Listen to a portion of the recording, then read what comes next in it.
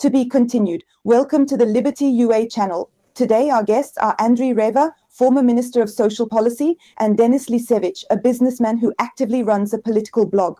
I encourage you to like our video, subscribe to our channel, and share our video because we will be discussing important and relevant topics. Dear gentlemen, I would like to ask you to be as open as possible because our viewers write great comments and they want to hear not just what sounds good, but the real information.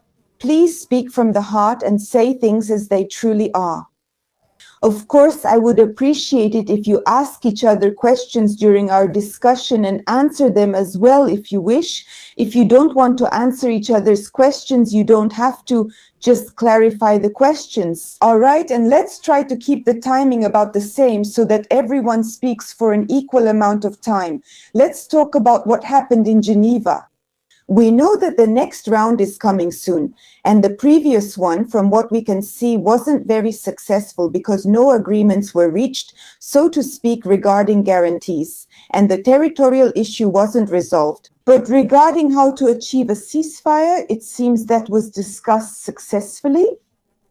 And Zelensky says that if a 2-month truce is arranged, then maybe Ukrainians will want elections. Isn't this the biggest sign that we're on the home stretch to peace? What do you think, Mr. Reva? I'm actually surprised that such conversations are happening. Thank you. It's absolutely clear that this is just empty talk. It's absolutely clear that all of this is just an imitation of vigorous activity and nothing more. In our view, this whole performance is being staged for just one spectator, namely Donald Trump. I really want to win the Nobel Peace Prize. He promised American voters to end the war within 24 hours. Well, a whole year has already passed, and in November, the elections in 2026 will take place. In America, unlike in Ukraine, it's customary to ask politicians about fulfilling their campaign promises. And that's why he's doing everything so that Ukraine and Russia demonstrate the process without peaceful negotiations. There is absolutely no reason to expect any breakthrough or any achievements in reaching agreements. The main reason is what people write in the comments, and now let them write to us, and we will look at them together and count them. People are counting on peace because they have no strength, patience, or resources left to fight.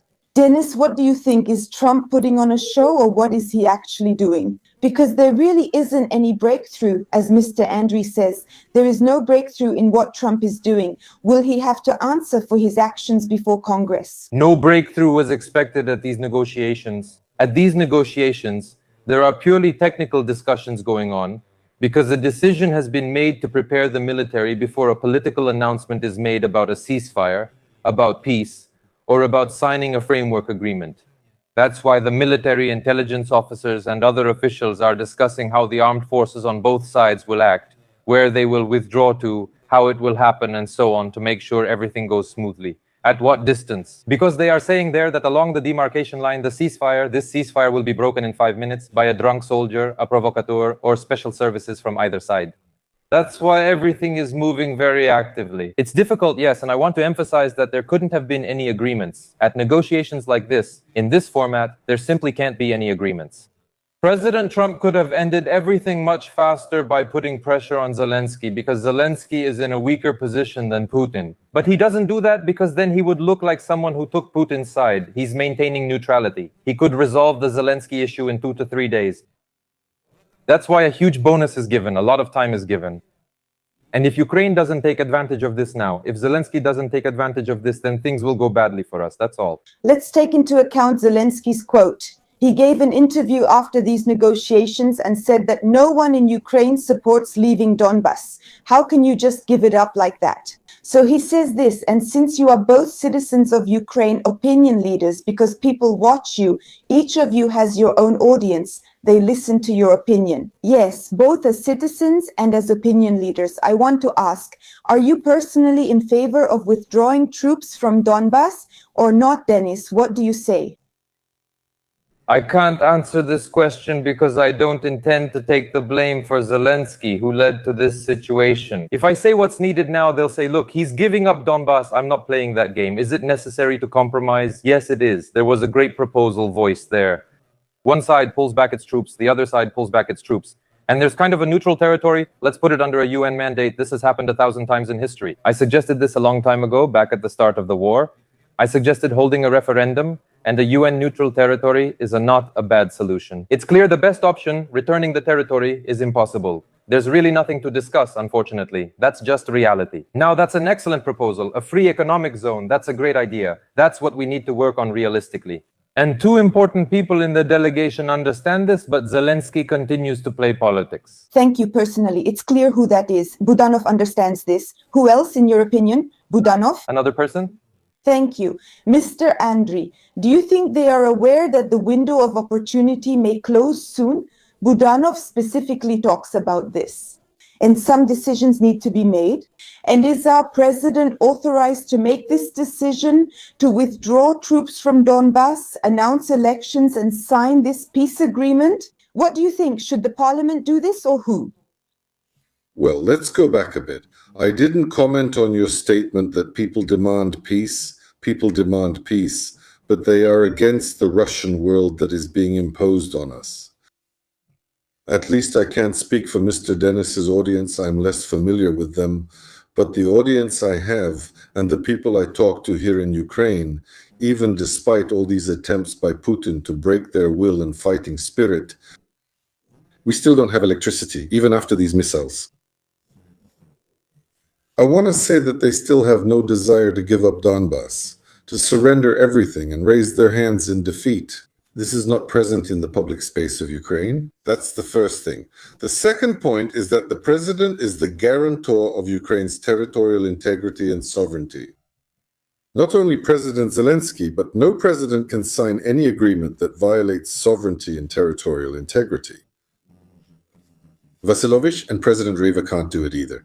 The reason I'm saying this about you as well is because, as Zelensky said, each of us is a president. That's why I said that none of us as presidents could sign such an agreement. That's the second point. Point number 3, even the people of Ukraine could not approve such an agreement. Because according to Article 157 of the Constitution, a referendum cannot be held if it violates the territorial integrity of Ukraine. So the situation is a dead end, and Putin knows this perfectly well. When he demands the withdrawal of Ukrainian troops from Donbass, he knows perfectly well that there are neither constitutional nor legal grounds for such an action, and there is no desire from the Ukrainian side. And most importantly, the people absolutely will not understand this either, and that needs to be said clearly. You said that the people will not understand or support this. Have you seen any polls or conducted any surveys? I conducted a survey, but we also have polling agencies that monitor this, and we regularly review the results of sociological research specifically on this issue. People, in general, Ukrainians have been against the war from the very beginning. We didn't start this war, Putin attacked us, he was the one who had claims against us. War is the continuation of politics by other, namely violent means, as General Clausewitz said. And not being able to achieve his goals by political means, he attacked us, trying to impose his will on us by military force. And now the situation looks quite comical. Give me 2 regions, meaning Luhansk and Donetsk, completely, which I haven't been able to capture until now. It's already the 4th year the war is going on, coming to an end, or else I'll capture 2 more, 6. That's how it will be. You know, this clown, let him sit quietly in Moscow. Now, Denis, I'll ask you something because I see that you were writing, Denis. I see that you are taking notes. If Andriy is done, I'll ask later.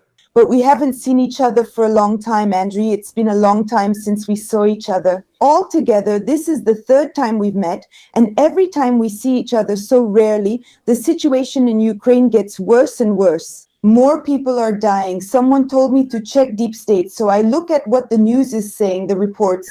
Thanks to the fact that the Russians are advancing and the territory is buried. He took Moscow, so what happens next?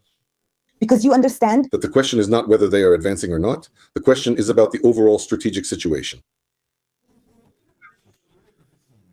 For every square kilometer, the Russians leave their dead in the fields of Ukraine, and even when losing territory in battle, the Ukrainian army inflicts serious blows on its enemy. If we simply retreat somewhere without a fight,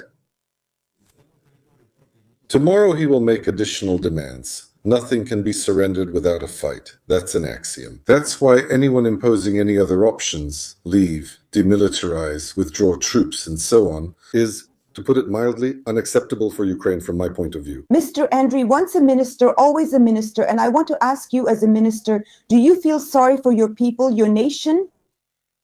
Ukrainian men who are supposed to lie in graves, women who cry bitter tears, people who suffer without electricity and are on the verge of a humanitarian catastrophe. Do you feel any pity for them? I do feel pity because I understand perfectly well what will happen when our army raises its hands in surrender. What will happen to those women and children? Look at Bucha, look at Mariupol, and so on. So, let's not only consider the fact that they are dying defending their country, defending those women and children. And as for the fact that only we have been attacked and now they are demanding our capitulation, I want to reassure you right away, that will never happen. First, I want to ask, who is talking about any kind of capitulation? Capitulation has certain criteria in all dictionaries, in all concepts around the world. For example, the army raises its hands, switches sides, in this case to Russia. A tricolor flag is raised in Kiev, and that's it. This country capitulates. Generally speaking, there are several criteria, but these are the main ones. What kind of capitulation are we talking about when, under the patronage of President Trump, the US is offering a deal, proposing a recovery fund called the Ukraine Prosperity Fund for $800 billion? What kind of capitulation is that? Our so-called great politicians surrendered 80% of Donbas. It was given up. Now they're saying it's not enough. Another battle is in 5 days, and the war is entering its 5th year. Tell me, Mr. Reva, hasn't our army fought enough? Do we need another 1,200 to 300 young people to die? Our country is already facing a demographic catastrophe, acknowledged by everyone. Now you mention they raised their hands and surrendered, but that's not the point. Peace talks are ongoing. This isn't a capitulation. Regarding why they're not at the front, you say... Wait, you say we should keep going like this, but why aren't you at the front yourself? And where are you, by the way, Dennis? I'm not at the front? That's interesting. Tell us about it, but I'll tell you more. Regarding that, what's happening with us? I understand these are prepared statements. Dennis brought an answer with him. No. I'm writing about you right now. Right. Do you write much from your own head? What do you even have in there? I'll answer point by point. First point, we did not start this war. Wait. I didn't interrupt you. Shut your mouth, please. Shut your mouth. I didn't interrupt you. Did I interrupt you? I didn't interrupt you. I didn't interrupt you. If you keep being rude and interrupting, we'll just end this. I didn't interrupt. I didn't interrupt. I didn't interrupt you. I didn't interrupt. You said I monitor for an hour every day. I'll close it. A consultation is born in a truly healthy dialogue. This is not a healthy thing. I didn't interrupt at all. I'm just saying things. Thank you. I'll say it once, please. Shut him up. I'm telling you again. Shut your mouth. Tell that to your children, to your friends. Mainly, You won't talk like that. I don't talk any other way. That's for you in your native language. Please, let's get back to what's happening in Ukraine. I proved it. That it's a passing station. Don't call names. Let's cool down. Just cool down a little. This is how the war started. And not the Russian scoundrels who are spreading Russian propaganda here. I'm not afraid to talk to you, but I simply despise you. Men, please, let's just cool down. Let's cool down. Shave the very collar. What for? So come on, Andriy. Haven't they asked you a question yet? Question, answer. I asked a question. The war started in Ukraine. Are Russians to blame for this? I completely agree with you. After that, we had many opportunities to stop this war. Well, at least we only had one opportunity. And that was to accept Putin's conditions and not fight. We said those conditions don't suit us, so we are fighting. I want to say again, we didn't fully protect our sovereignty and territorial integrity, and now they're demanding that we give up even more territory. If someone doesn't know history well, let me remind you, a similar situation happened in Munich in 1938. Just give up the Sudetenland, and there will be no war in Europe. Hitler signed the agreement, everything seemed fine, and 4 months later he occupied all of Czechoslovakia. You can't trust bandits, the ones who are blackmailing you. And if our state, which I, by the way, do not respect, understands this. In this case, I am not opposing it. If our allies understand this, I respect that as well. Trump understands that he can't twist Ukraine's arm because public opinion is against it. And those who support Russia accept the terms because it will get worse. Well, that's the Russian narrative. That's why I don't respect such people. I call them traitors and scoundrels. Mr. Andriy, I'll be honest with you, I am fate. Be careful with your words, because traitor has a specific meaning. Someone betrayed their homeland, but we are not you. By the way, where are you? Why aren't you in Ukraine? Why aren't you in Ukraine? You are a citizen of Ukraine, aren't you? Is that right? Did I leave? I'll say it again. I speak out against the government in Ukraine. I call Zelensky for what he is, but I didn't leave Ukraine while you did. And that's why. You know, whether I'm a cat who ate all the salo I can. Mr. Andriy, thank you. Now, Mr. Dennis, please share your opinion. What chances do we have? No, wait. I asked a question and got no answer, so I have to respond. Now you're starting with traitors, and that's been recorded on air.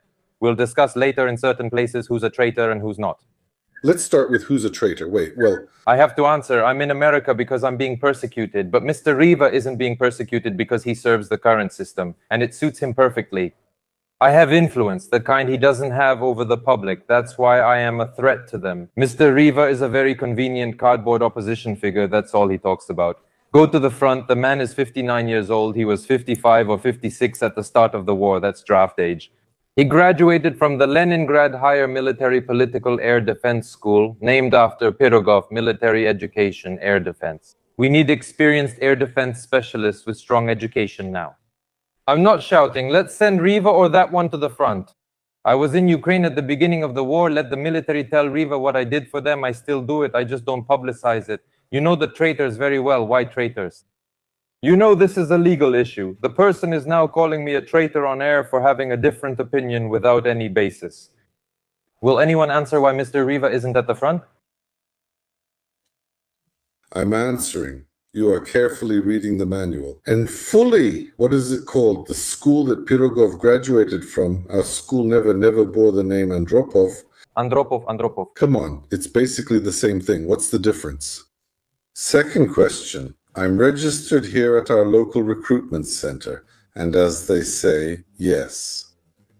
I've been to the military enlistment office 5 times. Offering my services as an air defense officer. By the way, that's the right question because people of older conscription ages should serve specifically in air defense. Because, well, an assault trooper at 59 and an assault trooper at 29 are 2 different things. Moreover, I really do have the appropriate education. I have the relevant experience because I was an officer in the army. I visited our Territorial recruitment center 5 times. I didn't hide or flee Ukraine. Do you know why I call you a traitor? You are of conscription age, Yeliseevich. You ran away from Ukraine. You refused to fulfill your constitutional duty to defend the country. And now you're telling everyone that you're a good guy, that you're fighting against the regime with him. Yes, you are a traitor, but you're not just a traitor. But whom did I betray? I answered him. I'm here. I came myself. I asked 5 times. You betrayed the country. You betrayed our country. You refused to fulfill your constitutional duty. I defended it. You were planning to fulfill your military duty. That's all there is to it. What evidence did you present? Where are you right now? I was in Kiev when the war started in the city of Kiev with a weapon in my hands. I see what you see. By the way, which side were you on with a weapon in your hands? You're an idiot. I was in Kiev when the war started in the city of Kiev. I was asking, on which side were you specifically together with the advancing Russists? I'm not going to continue the broadcast with this freak. They're devils. Who are on the payroll. And a scoundrel who hid, who ran away. And you, remember this day, remember this day. The services talked you into this. They're financing you, tell me, please. I finance myself. You've been an entrepreneur since 2012. I've been an entrepreneur since 2012, I understand. Yes, I see that you will be. Today I'm still doing the same and supporting myself. Do you want to discuss the accident? You can talk about the accident, yes. And who is financing you? My government is financing me. You've never worked outside public service, beginning as a history teacher. Deputy mayor of Lenin. Then in social policy. The pension fund, not you, decides who worked and who didn't. Understood. Gentlemen, I'm so sorry that we couldn't find common ground with you. It's always like this with us. How can we have constructive discussion with 7 units? What are we hearing from you? Got it? This is a show? It was prepared. I was calm. I behaved politely. You were polite, you were polite, you always behave politely, you scoundrel. Mr. Andriy, I would like to know in response. When I'm called a traitor without any evidence, But you are a traitor, so who are you? Ukrainian soldiers will decide which side I was on. We'll ask, yes, the soldiers, who are you? And people. And singing conveyed the heart in the first days. You're a traitor. I have a fever, and you got embarrassed. Come on, Mr. Andriy, let's define who a traitor is. Maybe you're a traitor too. I know. It's wartime right now. Friends, hello again. Just now you saw the level of political discussion when you greet a person. Talk normally. Observe all the rules of decency, like a decent person. And then he starts being rude and says, "Shut up, you're a traitor," without knowing any of the circumstances. Well, it was clearly obvious that this Reva was prepared by some services, I don't know which ones, or maybe some other organizations. Well, I was actually surprised that he agreed to these debates. I'm showing everything on purpose, without any cuts. I'm not sure how Liberty UA, the second channel that moderated this, will release it. They might edit it, but here it's fully uncut. Draw your own conclusions. And is it even possible to have any kind of political proposal in such debates? A proper one? It's simple. This is fascism, dividing people into us and them, accusing others of following Putin's playbook or working for Russia. To a person who lives in the US, whose biography is completely known, where I've been and what I've done is known, in the first days of the war, not just the first days, but the first months of the war. He presented it as if Yeliseevich ran away before the war, or on the day the war started, or something like that. Although, even if I had left at such a time, or anyone else who left, I don't judge them at all. He has only one source of pride in his life. He sits without electricity, he's a patriot, but he doesn't go to the front. About the biography, yes, I misspoke there, that Leningrad school, Pirogovo. Why did Pirogov pop into my head? It's Andropov, those are the Komsomol members, the communists. Take a look at Reva's biography, what he called a manual. I just looked it up on Wikipedia.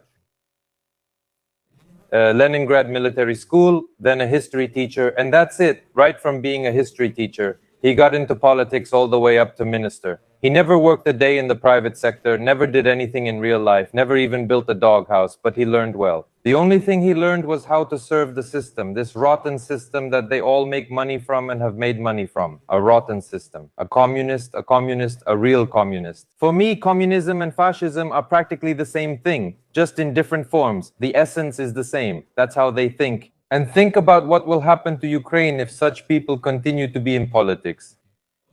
Just think about it. Look around at all the ideas they're promoting. I came to this broadcast to have a discussion so you could draw your own conclusions. I mean, I understand perfectly well the views of this person that he will say we need to fight. I just told him he should have just asked me questions, and I would have told him why. We could have sat for an hour or more. And this isn't my first debate. You've seen different points of view, even with those I don't respect, let's say, but for the viewers, he knew he came to disrupt these debates, you see, to continue, I'm finishing, to continue the debates. When someone tells you to shut up, that's definitely not my way. If we do it this way, no one will talk, that's all. So write your comments, what you think, and see you next time. Goodbye.